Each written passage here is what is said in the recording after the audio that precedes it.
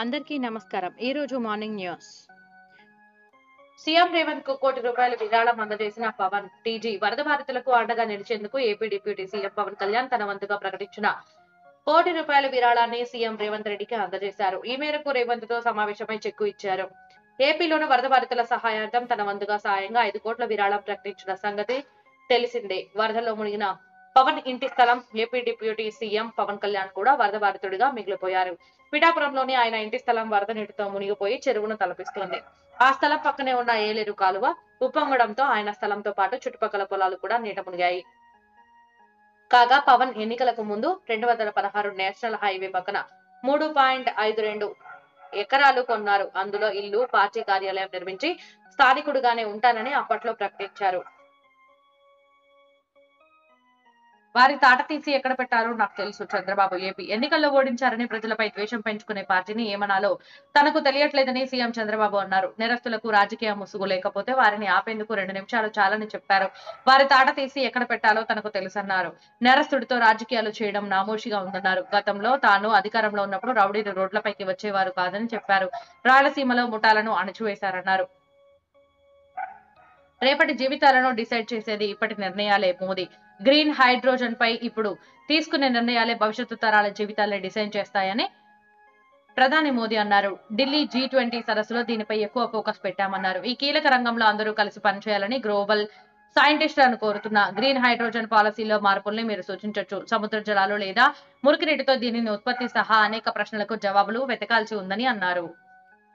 వారికి double bedroom ఇల్లు ఇస్తాం సీఎం రేవంత్. టీజీ మూసీ పరివాహకంలో శాశ్వత నివాసితులకు డబుల్ బెడ్రూమ్ ఇల్లు ఇచ్చే బాధ్యత ప్రభుత్వం తీసుకుంటుందని సీఎం రేవంత్ రెడ్డి చెప్పారు. దాదాపు 11,000కు పైగా కుటుంబాలు మూసీ పరివాహకంలో ఇల్లు కట్టుకున్నాయని చెప్పారు. మరోవైపు ఎఫ్టీఎల్ పరిధి బఫర్జోన్లో అక్రమ నిర్మాణాల కూల్చివేతకు తనదే పూర్తి బాధ్యత అని తెలిపారు. ఎప్పటికైనా ఆ నిర్మాణాలు నిలమట్టం కాక తప్పదన్నారు. ఆక్రమణలు వదిలిపెట్టాలని హెచ్చరించారు. మరోసారి ఢిల్లీకి రేవంత్. ఈసారి కేబినెట్ విస్తరణ ఖాయమైన టీజీ కేబినెట్ విస్తరణపై పలుమార్లు ఢిల్లీ వెళ్లిన సీఎం రేవంత్ ఇవాళ మరోసారి హస్తిన బాట పట్టారు. రేపు కాంగ్రెస్ హైకమాండ్ తో ఆయన భేటీ కానున్నారు. పీసీసీ చీఫ్ నియామకం పూర్తవడంతో మంత్రివర్గ విస్తరణకు అధిష్టానం గ్రీన్ సిగ్నల్ ఇవ్వనున్నట్టు తెలుస్తోంది. రేవంత్ సహా 11 మంత్రులుగా ప్రమాణం చేయగా మరో 6 బెర్తులున్నాయి. దీంతో ఎవరికి మంత్రి పదవి దక్కుతుందనే ఉత్కంఠకు మరికొద్ది రోజుల్లో తెరపడనుంది. కేసీఆర్ కళ సాకారమైంది. హరీష్ రావు. టీజీ కేసీఆర్ మంజూరు చేసిన మరో 4 మెడికల్ కాలేజీలకు కేంద్రం నుంచి అనుమతులు రావడం సంతోషకరమని హరీష్ రావు అన్నారు. ప్రతి జిల్లాకు ఒక మెడికల్ కాలేజీ ఏర్పాటు చేయాలన్న కేసీఆర్ కళ సాకారమైందని, దేశంలోనూ తెలంగాణ రికార్డు సృష్టించిందని తెలిపారు. తెలంగాణ ఏర్పాటుకు ముందు రాష్ట్రంలో 850 ప్రభుత్వ మెడికల్ సీట్లు మాత్రమే ఉంటే ఇప్పుడు ఆ సంఖ్య 4,090కి చేరిందని వివరించారు. చంద్రబాబు వల్ల 60 మందికి పైగా చనిపోయారు. జగన్. ఏపీ తన ఇంటిని రక్షించుకునేందుకు సీఎం చంద్రబాబు విజయవాడను ముంచేశారని వైఎస్ జగన్ ఆరోపించారు. గొడవేరు గేట్లు ఎత్తి విజయవాడను ముంచేశారు. చంద్రబాబు వేసిన తప్పుడు పనికి 60 మందికి పైగా చనిపోయారు. 60 మందిని పొట్టన పెట్టుకున్న బాబుపై కేసు ఎందుకు పెట్టరు? ఆయన బోట్ల రాజకీయం చేస్తున్నారు. మీరు మీ పార్టీ భూస్థాపితం అయ్యే రోజులు దగ్గరలోనే ఉన్నాయని ఫైర్ అయ్యారు.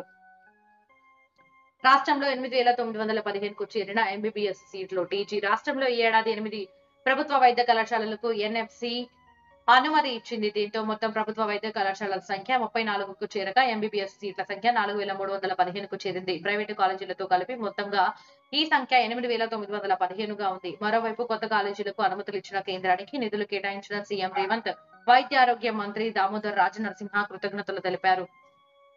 కూల్చివేతల వివరాలు వెల్లడించిన హైడ్రా జూన్ 27 నుంచి 262 ఆక్రమణలు తొలగించినట్లు హైడ్రా ప్రకటించింది. 23 ప్రాంతాల్లో మొత్తం 111.71 ఎకరాల భూమిని స్వాధీనం చేసుకున్నట్లు ప్రభుత్వానికి నివేదిక సమర్పించింది. అత్యధికంగా అమీన్పూర్ లో 51 ఎకరాలు, మాదాపూర్ సున్నం చెరువు పరిధిలో 10 ఎకరాల ప్రభుత్వ స్థలాన్ని సంరక్షించినట్లు వెల్లడించింది. కాగా కమిషనర్ రంగనాథ్ ఆధ్వర్యంలో హెచ్ఎండిఏ పరిధిలో ఆక్రమణల కూల్చివేతలు ముమ్మరంగా సాగుతున్నాయి.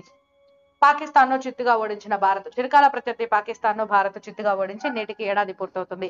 గతేడాది ఇదే రోజు జరిగిన ఆసియా కప్ మ్యాచ్ లో తొలుత బ్యాటింగ్ కు దిగిన భారత్ 356 పరుగులు చేసింది. ఇందులో విరాట్ కోహ్లీ 122, రాహుల్ 111 రన్స్ చేసి పాక్ బౌలర్లకు చుక్కలు చూపించారు. భారీ లక్ష్యాన్ని ఛేదించేందుకు బరిలోకి దిగిన పాక్ జట్టు 128 పరుగులకే ఆలౌట్ అయ్యింది. ఈ విజయాన్ని క్రికెట్ ఫ్యాన్స్ గుర్తు చేసుకుంటున్నారు.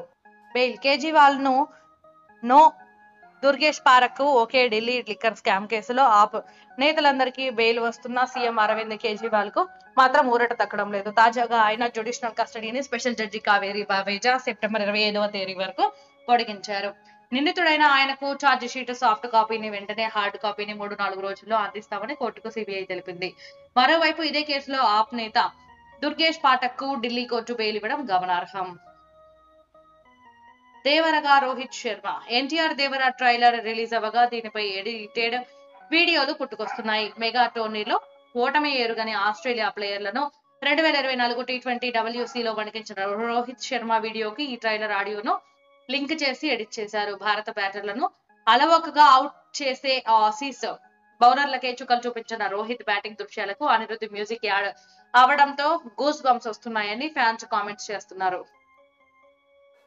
నామినేషన్ వేసిన వినేష్ పోగట్ హర్యానా అసెంబ్లీ ఎన్నికల బరిలో నిలిచిన star wrestler Vinesh Phogat nomination వేశారు. జులానా నియోజకవర్గం నుంచి కాంగ్రెస్ అభ్యర్థిగా ఆమె పోటీ చేస్తున్నారు. అటు ఇప్పటికే ప్రచారంలో దూసుకెళ్తున్న వినేష్ ప్రజల ఆశీర్వాదం తనకు ఉందని భావిస్తున్నట్లు చెప్పారు. 90 సీట్లున్న హర్యానా అసెంబ్లీకి అక్టోబర్ 5న ఎన్నికలు జరగనున్నాయి. 8న ఫలితాలు వెలువడతాయి.